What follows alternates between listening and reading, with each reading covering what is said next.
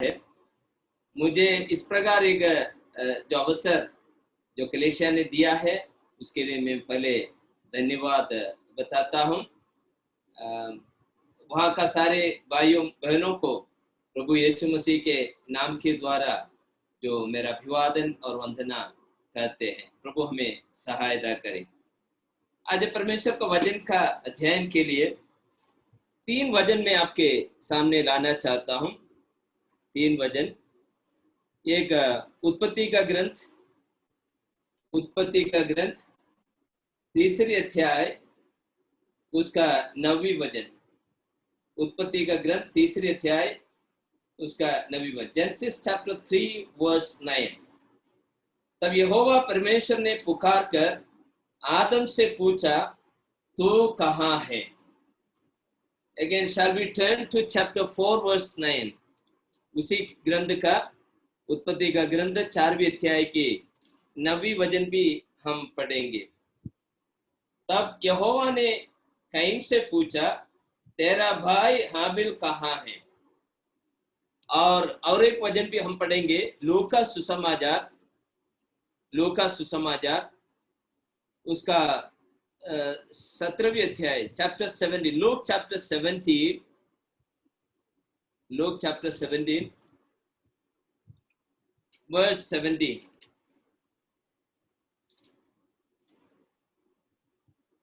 इस पर यीशु ने कहा, क्या 10 सुत ना हुए तो फिर वे 9 कहाँ हैं? यहाँ में हम पढ़ा वाला वचन के भाग से 3 सवाल को हमने सुना है।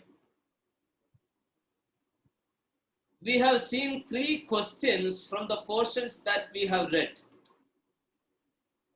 इन दिनों में जो कोविड का महामारी का समय में सब लोगों का मन में अनेक प्रकार की जो प्रश्न आते हैं।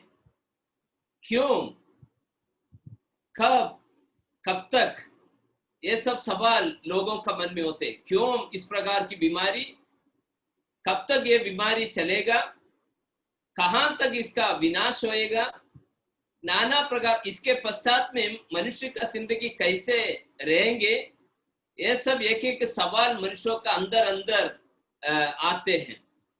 सवाल का उत्तर देने के लिए ना तो कोई सिस्टम को सकता है, ना तो सरकार को सकता है, ना तो वर्ल्ड सिस्टम को हमें उम्मीद करने नहीं सकते हैं। ऐसा सिचुएशन में प्रश्नों का ऊपर प्रश्नों पूछ के हम रहे बिना उसका उत्तर कभी नहीं मिलता है।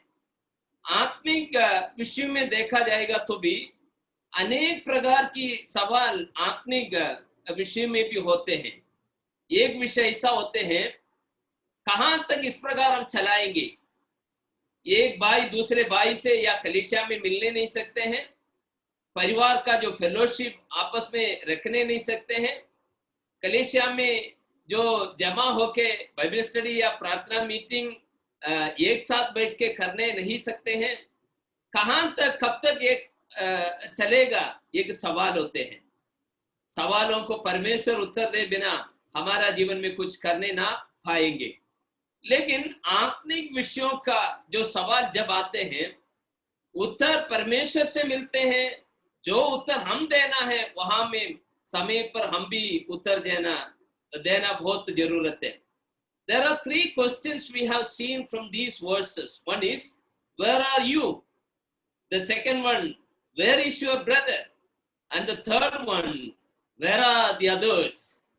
ये सवाल समय का जो संदर्भ में बहुत जरूरी बात है। Even for all the Christians, we need to answer the questions. Where are you? The first question. पहली क्वेश्चन का जो पश्चातल हम जानते हैं, we know the background of the first question. When Adam and Eve fall into sin, उन आदम और ewe पाप में गिरा था, उस समय ये सवाल आया है, आदम तो कहाँ है? उनका जो कहने में उसका 10वीं वचन बोलते हैं, उसने कहा, मैं तेरा सत्य बारी में सुनकर डर गया, क्योंकि मैं नंगा था इसलिए छिपा गया। यहाँ में वो सवाल आदम से पूछते हैं, वेयर आर यू, आप कहाँ हैं। वो सवाल पूछने का अवसर इसलिए हुआ है, जहां आदम को परमेश्वर देखना चाहा था, वहां आदम को देखा नहीं है। जहां आदम को रखा था परमेश्वर का जो पर्पस के लिए, वहां आदम को दिखाई नहीं मिला। परमेश्वर एदन वाटिका में आने का टाइम, बाग बाग की आकर परमेश्वर से फेलोशिप रखने वाले, परमेश्वर के सदृश्य में बना वाला मनुष्य को वहां में परमेश्वर देखा नहीं। इसलिए एक सवाल उठा है, परमेश्वर खुद पूछते हैं, वेयर आर यू। ये सवाल के लिए आदम जवाब देना जरूरत है। My dear brothers and sisters, this is the same question even asking God even today to us. Where are you? I want to see you the place where I want to see you. I want to have the fellowship in the place where I want to have fellowship with you.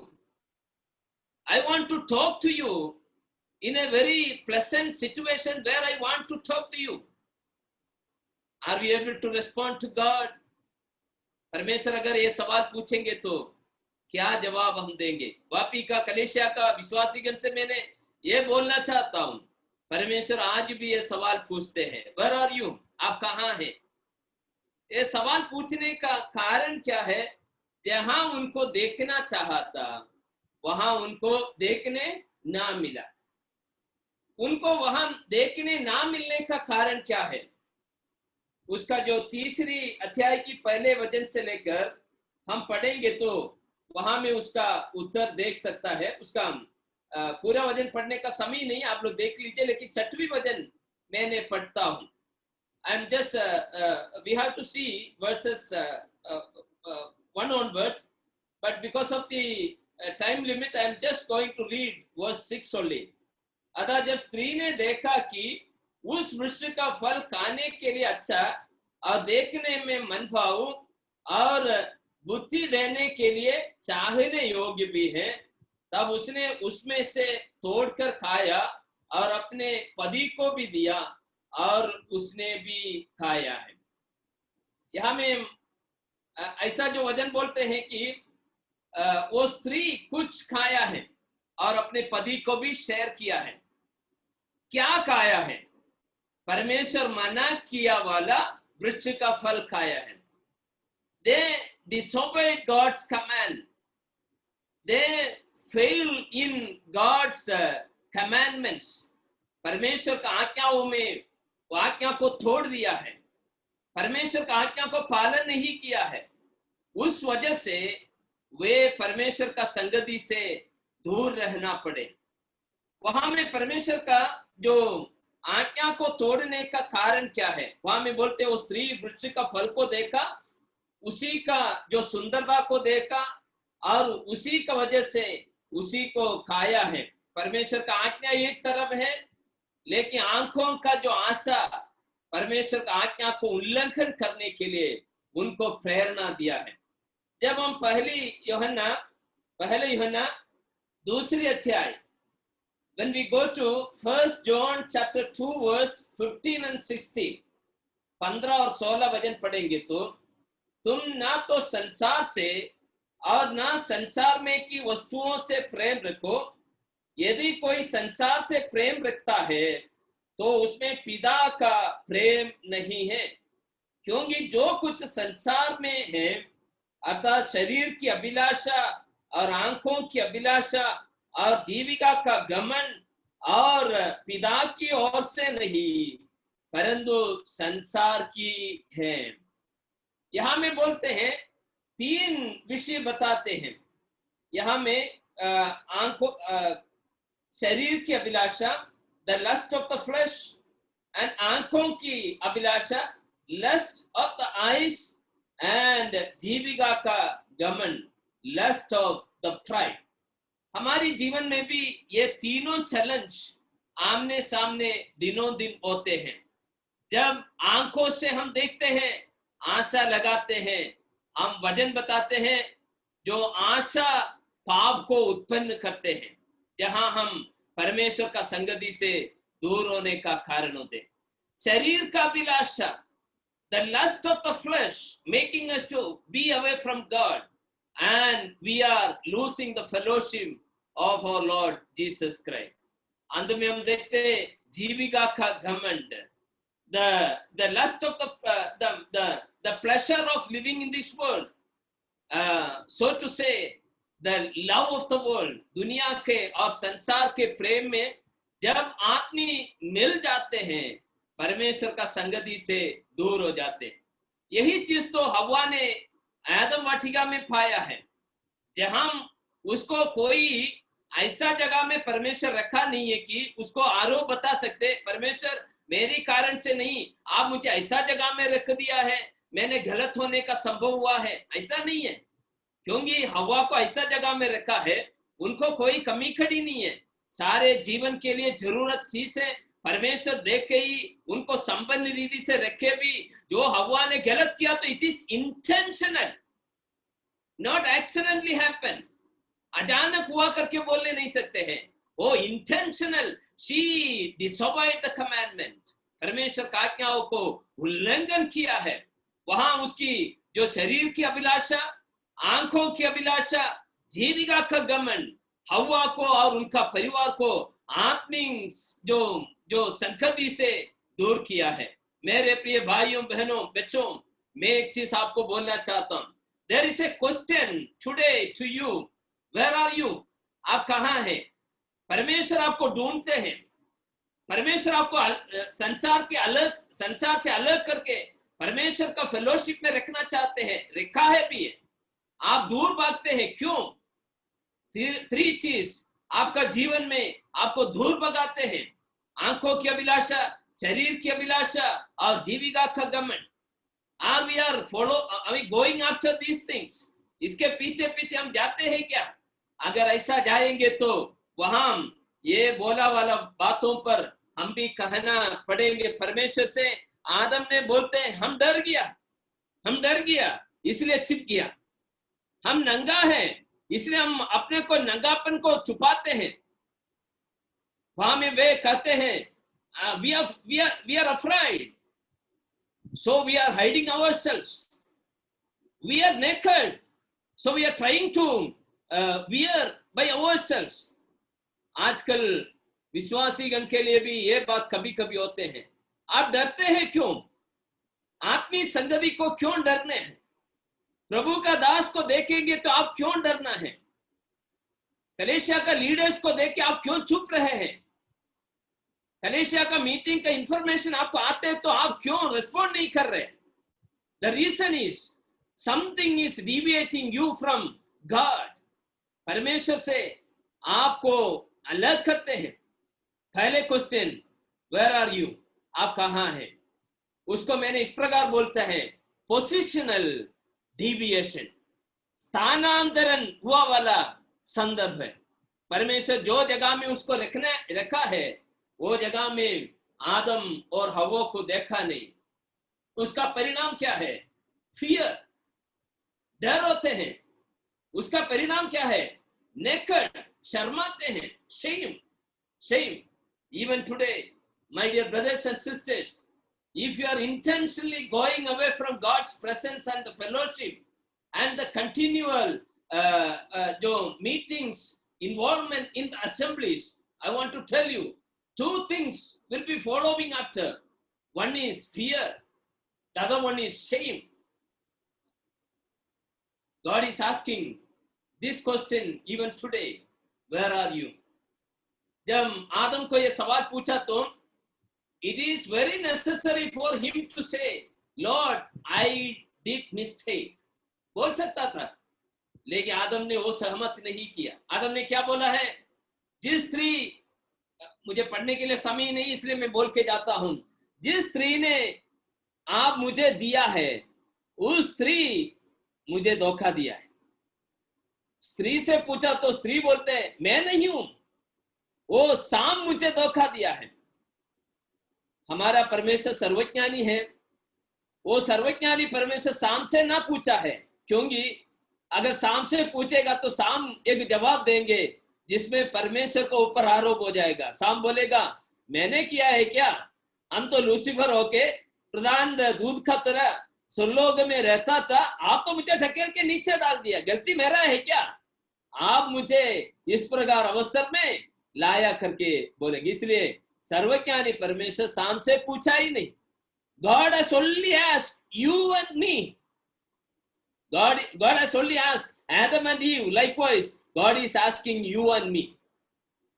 आप बोल सकते हैं शैतान मुझे धोखा दिया है, अविश्वासी के कारण मेरे जीवन में इस प्रकार हुआ है, और मेरे कॉलेज फ्रेंड्स के द्वारा बच्चे लोग बोल सकते हैं कि मेरा लाइफ ऐसा बिगड़ गया है, जो मेरे साथ सहकर्मी के कारण मैं ठीक तरह से आत्मिक वृत्ति में आने नहीं सकता है, बोल सकते हैं जो लोग जॉब करते हैं। But I want to tell you, my brothers and sisters and the children, no excuses will prevail in the presence of God unless and until you yourself give an answer to God.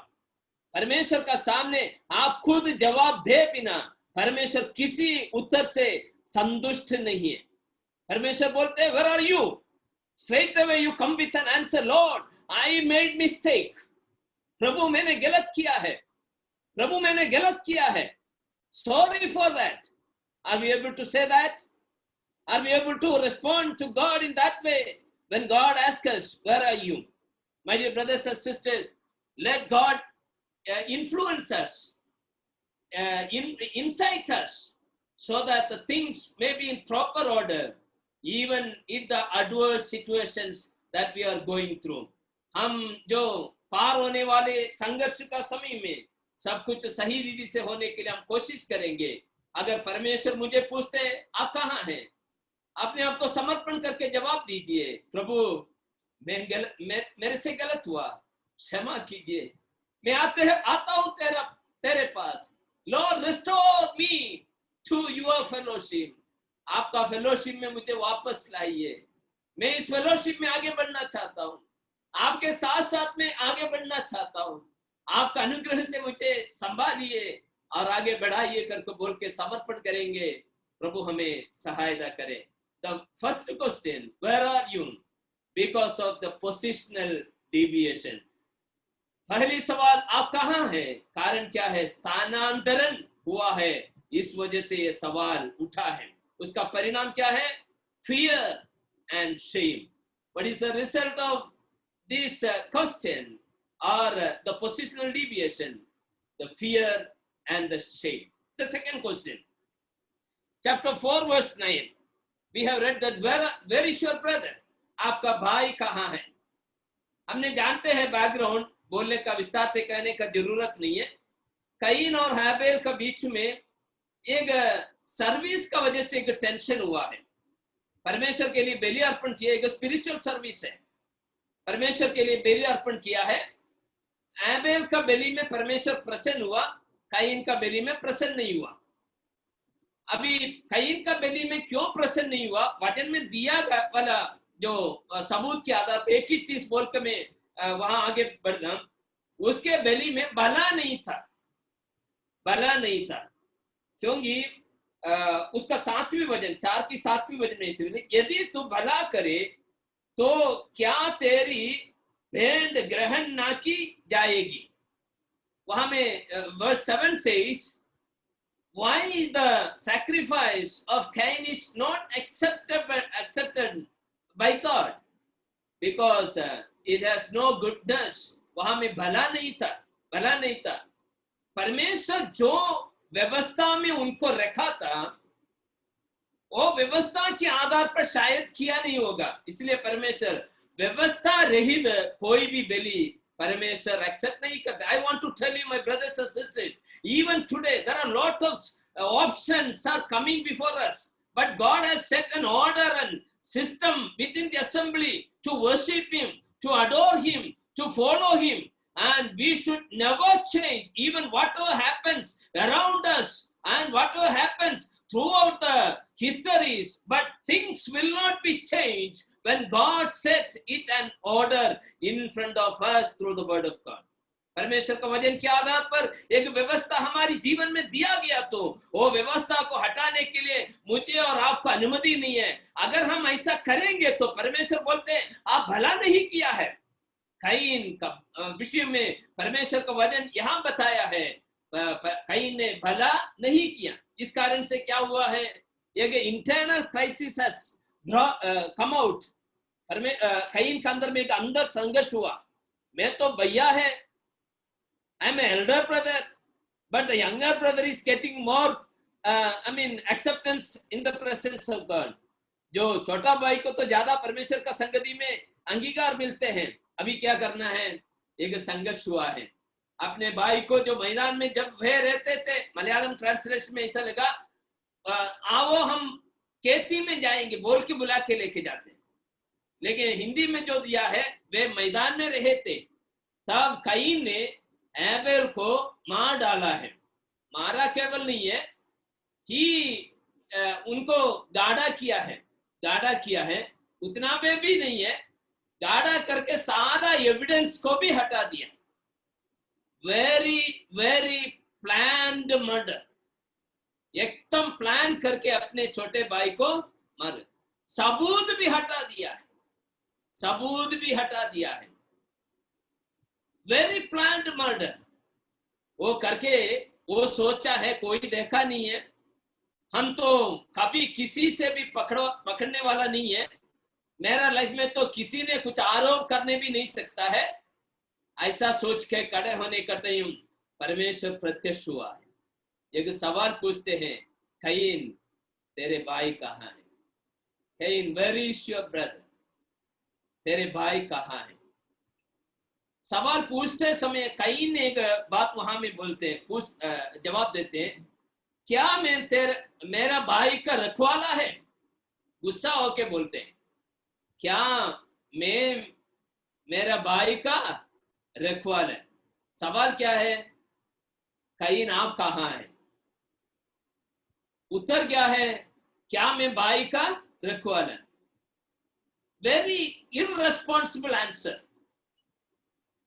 and very indecent answer. I can say indecent answer. यह जगह में वो answer का जरूरत ही नहीं है। परमेश्वर हाबेल को देखभाल करने के लिए कैन को सौंपा ही नहीं है। He is the God of Almighty and he is the God Almighty. He controls everything. He safeguards us. He protects us.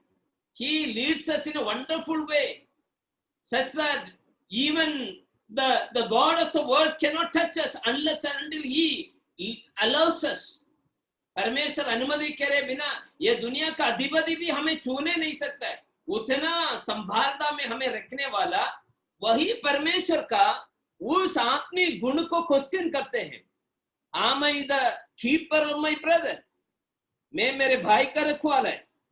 God has never given a such responsibility in the life of Cain to take care of his brother. We, the brothers and sisters, sometime because of the professional deviation, हमारा service की अयोग्यता का वजह से, अनुचित कार्य का वजह से, अनुचित विचार का वजह से, हम अपने भाइयों और कलीसिया का सेवकाई के बारे में एक रॉन्ग इंटरप्रिटेशन लाते हैं। कभी कभी ऐसा हम लोग बोलते हैं, हम लोग जाएगा तो कलीसिया नहीं रहेगा। I want to tell you, my brothers, if it is Lord's church, the whole people move away, the church will not be entered. God will raise another people. God will bring new believers. God will continue the assembly. It's not our responsibility to guard the assembly. Rather, we have to do our responsibility in a proper manner. परमेश्वर हमें कुछ भी सेवकाई दिया तो वो सेवकाई को करे बिना, वो मेरी कारण से सब कुछ ठीक से चलता है, मैं तो सब कुछ संभालते हैं करके बोलने का घमंड हमारे अंदर से ना आए। If such kind of words are coming out from us, there is a professional deviation. जो हमारी कर्मों का जो स्थानांतरण वहां में होते हैं, जहां हम काम करना है वहां उस कार्य का जो सही ढंग वहां में नहीं होते। मैं विस्तार से कहने के लिए जाएगा तो वहां में समय कम है, इसलिए मैं उसका परिणाम मैंने बोलता हूं. What is the result of this professional deviation? वहां में काइन ने क्रोध हुआ है. वहां में लिखा है काइन ने क्रोध हुआ है. कलीसिया में क्रोध होने का जरूरत है क्या? Where the Christian principles always is bounded with love. मसीही सच्चाई तो प्यार से ही संबंध है, वहां में क्रोध का क्या जरूरत है? नहीं है. लेकिन यहां में कहीं ने क्रोध होते हैं, क्रोधित होते हैं. He became angry. यहां में हम भाइयों बहनों बच्चों एक चीज को मैंने बोलना चाहता हूं. कलीसिया में हम सबों को परमेश्वर रखा है एक एक जगह में वो सेवकाई करने. कुछ लोगों को गाना गाने के लिए, कुछ लोगों को प्रेसिंग करने के लिए, कुछ लोगों को भाषण देने के लिए, कुछ लोगों को टेबल टॉक करने के लिए, कुछ लोगों को assembly in time to right time arrange करने के लिए, कुछ लोगों को न्यू कमर्स को वेलकम करने के लिए. God has placed you in a right place to do His ministry. लेकिन आप और मैं कभी कभी दूसरों को सेवकाई देखकर जलन होकर हमारी जीवन में क्रोध होते हैं. उसके कारण कोप होने से क्या होते? क्रोध होने से पाप होते हैं. पाप का कारण क्या होते हैं? परमेश्वर का आशीष हमसे दूर हो जाते हैं. So my dear brothers and sisters, it is the time to rethink our life. Where are you? And the second question, where is your brother? जिस भाई को आपके साथ में फेलोशिप के लिए मैंने दिया है, आपका बोली का वजह से, आपका कामों का वजह से, आपका जो एक्शन का वजह से अगर वो भाई परमेश्वर का संगति से दूर हो जाएगा तो परमेश्वर एक सवाल पूछेगा, भाई तेरे भाई कहाँ है? आत्मिकता में परमेश्वर हमें सौंपा ये परमेश्वर दिया वाला परमेश्वर का बच्चा कहाँ है? We are responsible to answer that question. Where is your brother? We have to come with an answer. Lord, I made a mistake. I have planned to kill my brother. I did it. Sorry for that. यहाँ में एक चीज को देखते हैं. उन्होंने बोला है मेरा भाई के बारे में, मुझे इनडायरेक्टली बोलने से मेरा भाई के बारे में मुझे पता भी नहीं. परमेश्वर क्या बोला है? तेरे भाई का खून जमीन से छिलाते हैं. The blood of Abel is crying out from the earth. Some of the areas I found this experience. The pioneer missionaries have gone to interior places, did their best for the Lord's work, suffered a lot, sacrificed their entire life, and established many assemblies. When they moved to some other place after serving the Lord for many years in the respective places, after a few years, people visiting that places, the responsible brothers or the new evangelists are not able to mention the pioneer workers who have suffered a lot in the field. कितना दुख का बात होते. जीवन का अच्छे समय बिता के कलीसिया को एस्टैब्लिश करने के लिए, पाइनियरिंग काम करने के लिए जंगल के अंदर जाके पूरा सफर करके सेवा किया वालों को भूल जाते हैं. I want to tell you and encourage such pioneer workers. Even the whole world can remove your name from the history, but God will remember your ministry. क्योंकि परमेश्वर खुद बोलते हैं, काइन तू भाई को मार डाला है, उसको दफनाया है, खून को मिटा दिया है, हाथ को धोया है, सब कुछ ठीक कर दिया. But there is evidence. The blood of Abel is crying out from the earth. जमीन से उसका खून पुकारने. मैंने जर्मनी का वीडननेस्ट में किया. वहां में वो वीडननेस्ट असेंबली का एक सेमिटरी है. मुझे मालूम हो गया कि मिशनरी वी नागल का डेड बॉडी वहां में दफनाया हुआ है. मुझे अच्छा लगा है उसका जो कब्रिस्तान देखने के लिए. वहां गया तो एक साधारण जगह में उसका कब्रिस्तान को कुछ अलग ही से नहीं किया है. हम लोग ऐसा करता भी नहीं है, लेकिन हम वहां का भाइयों से पूछने का time, it is recorded that V. Nagel is buried in this cemetery. But the evangelist went and told the brother, you know who he is, who he was, a great missionary, served the Lord faithfully in the places of Kerala, of India. Oh, we cannot forget the history of V. Nagal, the great missionary who served in India.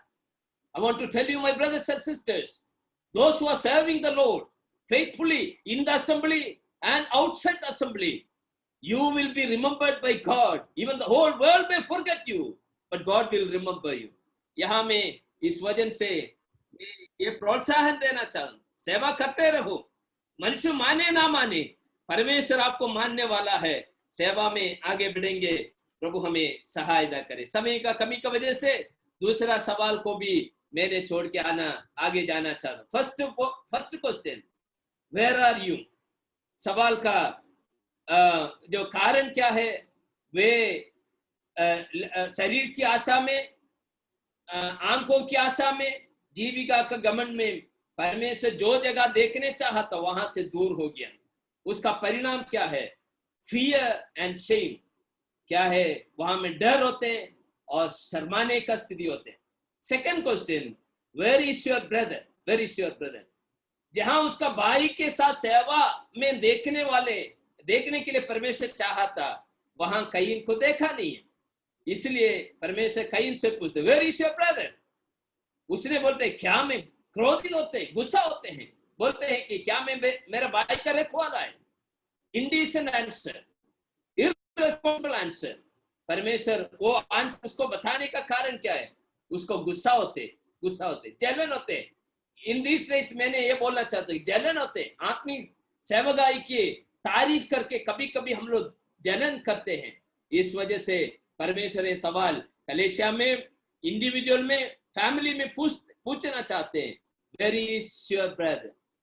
ये सप्ताह में आपका जो सहभाई को ढूंढे क्या? सहभाई बहन से आप बातें किया है क्या? आपका फेलोशिप दूसरा भाई बहनों से कैसे है? सोच लो। परमेश्वर हमें सहायता करे। Come to the last question, Luke chapter 17 verse 17। Luke का सुसमाचार 17वें अध्याय की 17वीं वचन, वहां में इसी आंसर है, क्या 10 सुत ना हुए तो फिर वे 9 कहां हैं? Where are the 9 others?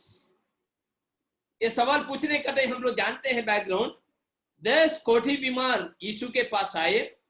यीशु मसीह ने बोला है कि जाओ तुम याजकों को दिखाओ, क्योंकि उस दिनों का एक संप्रदाय था, कोठी बीमार ठीक होने के लिए सर्टिफिकेट देना याजक है। So go to the priest and get the approval from the priest. जाते समय 10 शुद्ध हो गया। उनमें से एक वापस आया है, वो एक सामरी था, और यीशु मसीह के पास आके धन्यवाद कहें। He came back and gave thanks to God. Thanks to God. वहां में यीशु मसीह ने उनसे पूछा है, Where are the others? Where are the others? 10 आए थे, जाते समय 10 भी शुद्ध हो गए, लेकिन धन्यवाद देने के लिए एक ही आए, बाकी कहाँ हैं? My dear brothers and sisters, ये सवाल भी आज सवेरे परमेश्वर हमसे पूछते हैं। पहली सवाल, आप कहाँ हैं? दूसरी सवाल, आपका भाई कहाँ है? तीसरी सवाल, बाकी सबों कहाँ है? आज एक great responsibility God has given us. Mark chapter 16 verse 15, Mark 16 verse 15, परमेश्वर ये बोला है, जाओ जगत के अंत तक जाके सुसमाचार प्रचार करो। Go and preach the gospel even unto the end of the world. दुनिया का अंत तक परमेश्वर का सुसमाचार को प्रचार करना। We should be the witness, the powerful witness, the influential witness, and very sincere witness, faithful witness for the Lord's work, for the furtherance of the gospel. परमेश्वर का सुसमाचार का विस्तार के लिए सेवा करने का जिम्मेदारी परमेश्वर हमें दिया है। अगर हम ठीक तरह से ये नहीं करता तो परमेश्वर ने ये सवाल हमसे पूछेगा, आप तो उतार पाया है, आप तो स्पिरिचुअल फेलोशिप एंजॉय कर रहे हैं, आपको एक अच्छा कलीसिया है जिसमें वचन का बेस में, फंडामेंटल टीचिंग्स में बेस होने वाला कलीसिया में मेंबर है। Oh, what a wonderful opportunity you have. But where are the others? आपके साथ में आपका परिवार कहाँ है? आपका समाज कहाँ है? आपके संबंध में काम करने वाले अन्य व्यक्तियों कहाँ है? स्टूडेंट्स, आपका को स्टूडेंट्स कहाँ है? बच्चों, स्कूल में पढ़ने वाला आपका सहपाठी कैसा है? पूछते हैं। We have to give answer. परमेश्वर का सामने आंसर देना पड़ते हैं। God is encouraging us to be a great witness for the gospel, for the furtherance of the gospel. हर एक भाई बहन इससे बचता है। केवल सुसमाचारों की काम नहीं है, केवल एल्डर्स और लीडर्स का काम नहीं है। It is the responsibility of each and every individual in the assembly. अगर मेरी कहना में इस प्रकार कहते हैं, I want to tell every believer in the assembly is be known as evangelist. सारे कलीसिया का विश्वासीगण इवेंजलिस्ट का रूप में माना जाना है। To tell gospel to others, to bring lost soul to the assembly, to bring the broken heart to the assembly, to make the kingdom of God, God's kingdom to be expanded. The furtherance of the kingdom of God, furtherance of the gospel. We need to do each and every one in our Christian life, especially in the assembly life. The third question, where are the others? वहां में एक उस व्यक्ति ने क्या किया? उस व्यक्ति ने परमेश्वर को glorify किया. He has glorified God. Glorified.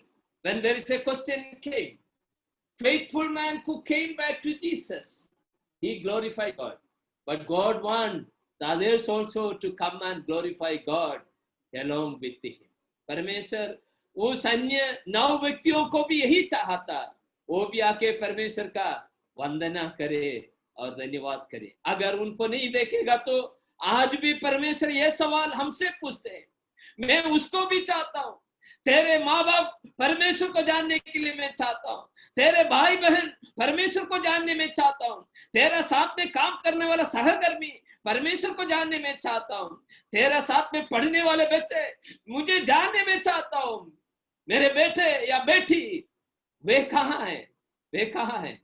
We are giving a commandment. We are given a commandment by the Lord to perform our purpose for the furtherance of the gospel. My dear brothers and sisters, प्रेरितों का ग्रंथ पहली अध्याय के 8वें वचन में इसी बोलते हैं, पवित्र आत्मा तुम पर उतरेंगे, तुम सामर्थ पाओगे, परमेश्वर के लिए गवाही बनेंगे। कहाँ कहाँ? यरूशलेम में, जुदिया में, समरिया में, दुनिया का अंत तक। There is an order God has set in the life of us for the evangelization. First do the evangelism within your boundary, then go out, then further go out, and further go out to the extreme, so that God's name may be glorified. मुझे समय का कमी का कारण मैं यहाँ समाप्त करना चाहता हूँ। 3 सवाल पूछे। एक, where are you? आप कहाँ हैं? दूसरी सवाल, where is your brother? आपका भाई कहाँ है? तीसरी सवाल, बाकी 9 जन कहाँ हैं? Where are the others? आज सवेरे परमेश्वर का सामने इसके लिए जवाब देंगे। हम डरना नहीं, शर्माना नहीं है, उसी से फायदा नहीं है। हम क्रोधित नहीं होना है, उसी से फायदा नहीं है।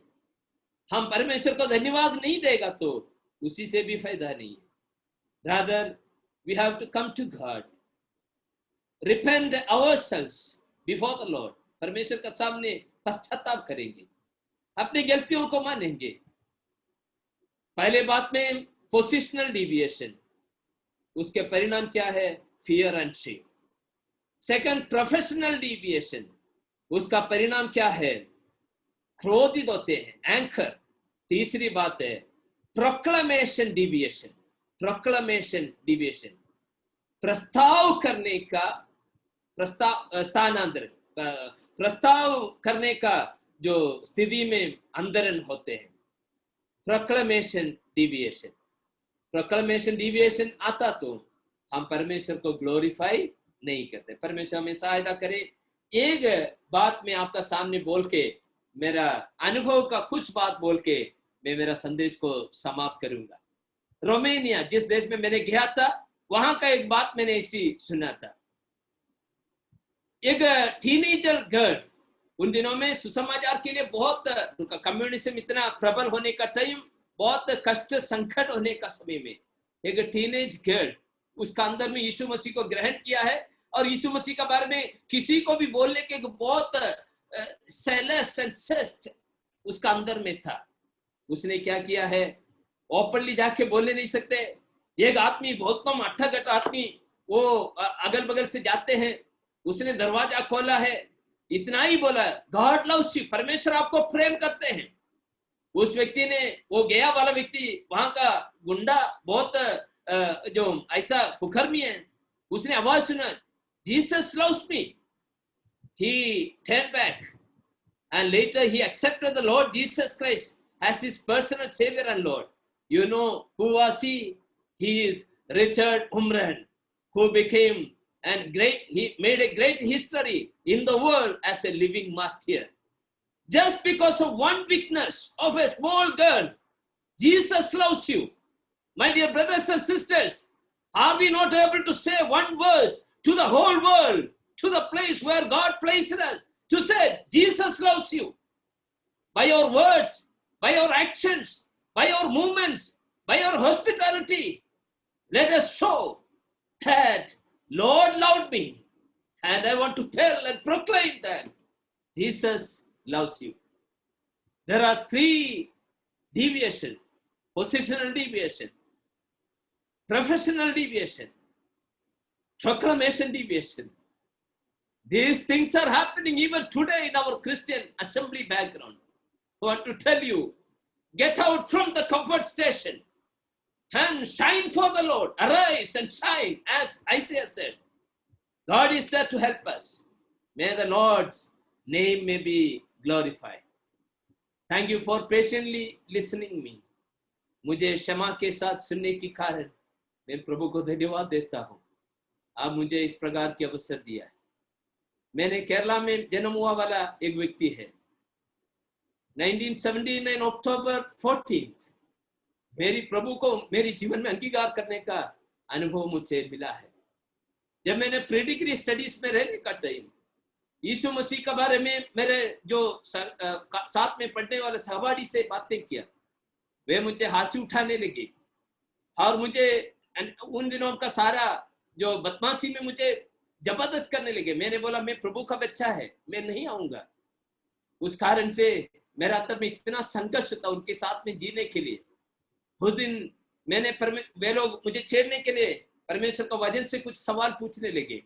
वो सवाल को सही रीति से उत्तर देने मुझे नहीं सका, इसलिए मैंने प्रार्थना किया, प्रभु मैं बाइबल कॉलेज जाऊंगा, पढ़ के फिर मैं सेकुलर जॉब के साथ प्रभु का सेवा करूंगा। इसलिए वो पढ़ाई के बाद में Hindustan Bible institute and college में आया है। वहां में 3 साल का पढ़ाई 85 to 88 मैंने हिंदुस्तान बाइबल इंस्टीट्यूट में पढ़ा है। वहां पढ़ने का टाइम में भी मुझे फुल टाइम मिनिस्ट्री का इंटरेस्ट नहीं था, मुझे ऐसा बोझ भी नहीं था। जब मुझे वो सिटी का बगल में 60 किलोमीटर अलिंजीवाक में एक जगह में एक ओपनर प्रीचिंग करने करके खड़े होते, एक बूढ़े आदमी आके एक सवाल पूछा, कौन है यीशु? यीशु मसीह कौन है? वो सवाल मेरे अंतर में उस रात सोने नहीं दिया। A person is very close to a city is not knowing Christ, then what would be the situation of the farthest place of India? मैं उस रात परमेश्वर से इस प्रकार का, प्रभु अगर आप अच्छे कॉल एंड डेडिकेशन देगा तो मैं जाऊंगा, go to the remotest part of India. 1989 April 27th, as the Lord gave me the burden to go to the southernmost part of India, which is very closest to Indonesia, the place called Great Nicobar. मैंने May 12th लंबी सफर के बाद वहां में पहुंचे, और this is the 31st year of my service in Andaman and Nicobar Islands. God has called me. He has used me for the furtherance of the gospel. And a feeble vessel like me, God enabled me to establish a few assemblies. Now these assemblies are for the witness of our brethren assemblies in these islands. यहाँ में बातू बस्ती, पोर्टबर की बातू बस्ती इलाका में एक assembly है, यहाँ में मैं सेवा करता हूँ। शाम को बम्बू फ्लैट में एक असेंबली है, वहाँ में भी सेवा होते हैं। अभी 10 बजे सर्विस का टाइम शुरू होता है यहाँ में। आप मुझे दिया वाला ये संदर्भ के लिए मैंने प्रभु में धन्यवाद देता हूँ। मुझे वाइफ और 2 बच्चे हैं। मेरा पत्नी का नाम है शाइनी, मेरे बड़े बेटे का नाम है पॉल, छोटा बेटे का नाम है थॉमस। बड़े बेटे जो उनका जो फाइनल ईयर MBBS करके बैठा है और छोटे रिजल्ट के लिए वेट कर रहे हैं, और छोटे बेटे 4th ईयर मैकेनिकल इंजीनियरिंग कर रहे हैं। आप लोग प्रार्थना में मुझे याद कीजिए। यहाँ तक प्रभु हमें संभाला है। परमेश्वर का वचन को और एक बार याद दिलाते, we have to really answer God. God, I am here to do thy purpose. I am here to glorify you. I am here to give my presence with you. Lord, use me for the glory of God. आप सबों को और एक बार धन्यवाद देते हुए मेरी वचन को समाप्त करता हूँ। प्रभु हम सबों को सहायता करें।